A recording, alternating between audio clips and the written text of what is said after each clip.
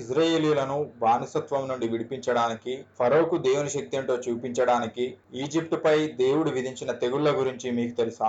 మొదటిది, ఈజిప్టుకు జీవనాధారమైన నైలు నది రక్తంగా మారింది. రెండవది, కప్పలు ఇళ్లలోకి రాజభవనంలోకి ప్రవేశించాయి. మూడవది, ఈజిప్టు అంతటా మానవులకు జంతువులకు పేలు సోకింది. నాలుగవది, ఈగల గుంపులు ఐగుప్తీయులను బాధించాయి. ఐదవది, ఐగుప్తీయుల పశువులకు ప్రాణాంతకమైన తెగులు సంభవించింది. ఆరవది, బాధకరమైన కురుపులు ఐగుప్తీయులను మరియు వారి జంతువులను బాధించాయి.